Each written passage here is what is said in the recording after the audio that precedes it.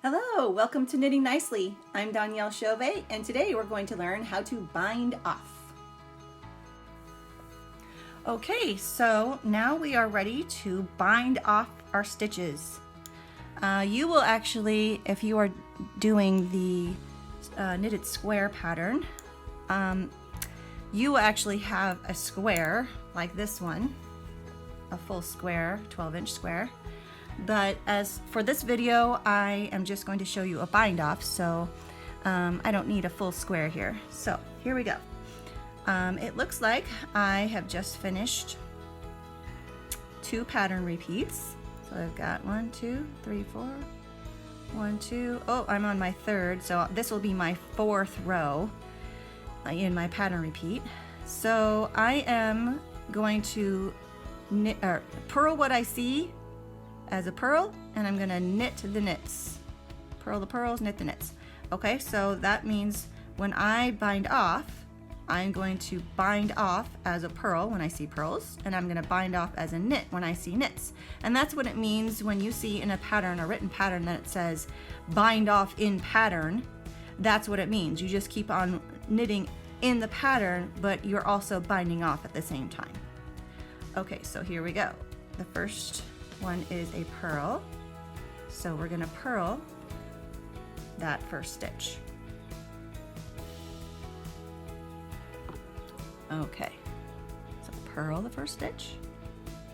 All right, and then the next one is a purl as well, so I need to make sure that my working yarn is in the front, because I'm going to be slipping this stitch back to my left needle, and I want that working yarn to be in the right position for when I work this stitch. So I'm slipping this new stitch back to the left needle, and I'm going to purl those two as if they're together, as if they're one. They are together. We're going to purl them as if they're one. So I'm wrapping the yarn around the needle and pulling it out just as if I was purling, but just doing 2 stitches at the same time. Okay, now my next stitch is a knit stitch. So I need to make sure that my working yarn is in the back, because you have to have your working yarn in the back when you're knitting. And then once it's in the back, I slip this stitch back to the left-hand side. Now normally when you do a knit stitch, you go in through the front and to the back. But when you're binding off, you want to do it a little bit differently, so that you get a nice little chain on the top of your work, on the bind off. And the way to do that is you are going to put your needle through the back of the stitch. Actually on this, you're putting it through 2 stitches. You're knitting these 2 stitches as if they're one. And then you're going to wrap the needle and pull it through. This is called knitting in the back. Okay? Sometimes it's abbreviated knitting. It's a KTB, knitting through the back, KTB, okay? And then you slip those 2 off, and you see that it gives you a nice braid look right there. Okay, so now we're going to do that again. We've got our working yarn in the back, so that's ready. We're going to put this stitch back onto the left needles, and then we're going to knit through the back. So we don't knit through the front like this. Nope, we go through the back like this and knit those stitches. Okay, so you can see that little braid is happening. Now we got to move the yarn to the front again, because our next stitch is a purl stitch. So move that to the front, and then put this stitch back onto the left needle, and then you're going to purl those 2 stitches together like that. Do the same thing. Make sure the yarn is in front, slip that stitch back, and then purl them together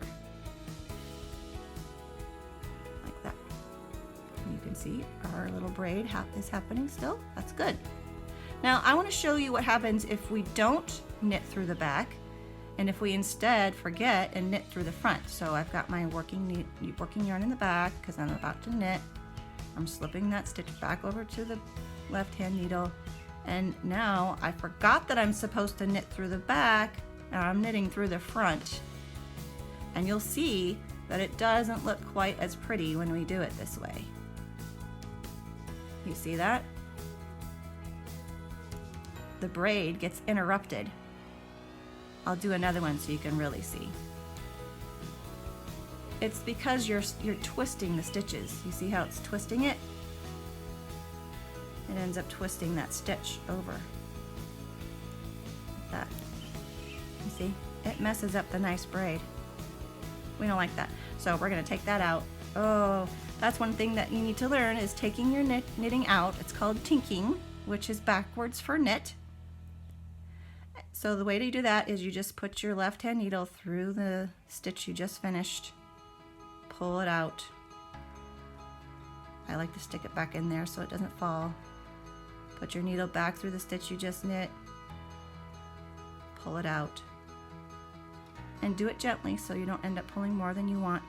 Okay, so now we've got it back to where we want. Now we're gonna do it the right way. So we're gonna put our working yarn in the back, slip this to the left hand needle, and we're gonna knit through the back of the stitches so that we can continue this nice little braid. So through the back, knit those stitches, and then once again, slip it to the other needle, knit through the back.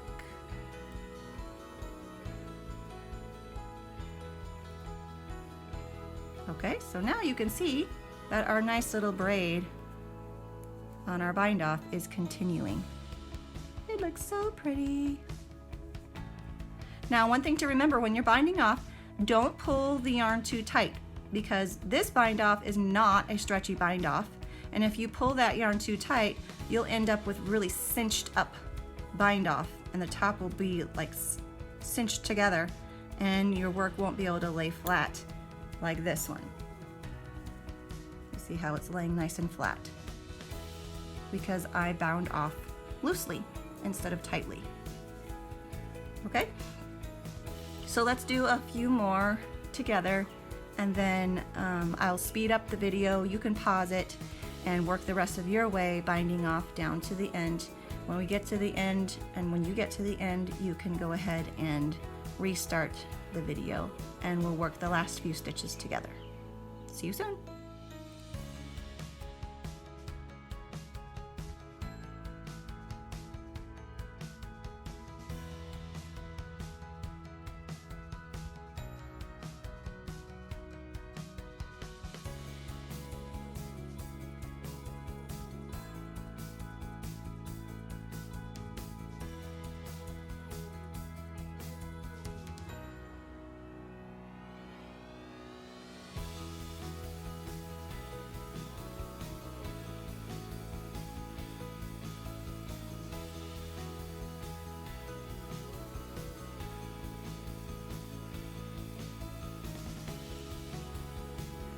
Okay, so now we are back.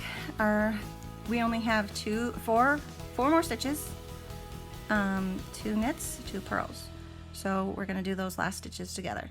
We've got our working yarn in the back and we are going to slip that stitch back to the left needle, knit through the back of our 2 stitches, and then do the same thing. Go through slip this stitch back, knit through the back 2 stitches, and then move our working yarn to the front so we can purl the next stitch, slip it back, purl those 2 together, slip it back, and purl the last 2 together. Look, we're done. Yay, we're all done binding off. Look how beautiful our bind off is. Nice little braid pattern happening, and it's not cinching in because we kept it nice and loose. It's about the same tension as the rest of our work.